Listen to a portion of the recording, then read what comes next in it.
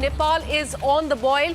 We're learning that Nepal Parliament will be dissolved now. Army Chief will be announcing the next course of action, and this is a big breaking update that we're getting for you, and this is coming right after the resignation of the President and also the Prime Minister. In fact, the President had written a letter. He had said that in the current situation for the peaceful resolution of the crisis, I appeal to all the agitating political parties and the stakeholders to contribute to the democratic process.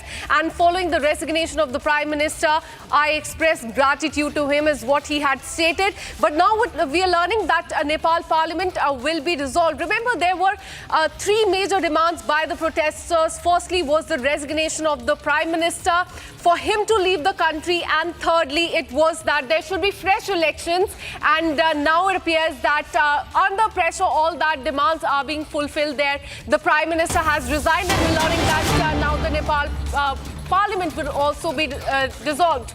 We have more breaking news coming in. Nepal's Deputy Prime Minister Bishnu Paudel was chased and beaten up by the protesters during the anti-government protests that is going on in Kathmandu. Those are the visuals on your screen that you can see. Nepal Deputy Prime Minister, he was chased by the protesters there and he was beaten up. And this is not the first case that has come to the fore.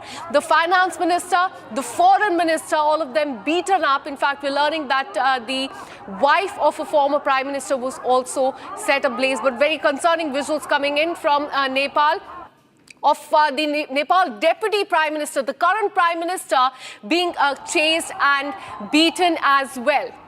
Let me go across to Surender, who's been tracking this story very closely. Surender, we're learning that the situation is very grim at this point in time in Nepal, and we're getting our viewers the visuals of the Deputy Prime Minister being chased and thrashed. But before I ask you about that, tell us more about the dissolution of the Nepal Parliament. The Parliament has not been dissolved yet, but the Parliament building has been, arson, and it is badly destroyed by fire. And as are other buildings, like the main seat of the government ministries, Sima Darbar, a very historic old palace, and it's also housing several ministers. It's also gone. Presidential palace, Prime Minister's residence, official residence also has been arsoned. Most of the former Prime Minister's private residence have been damaged, as are private residences of other ministers.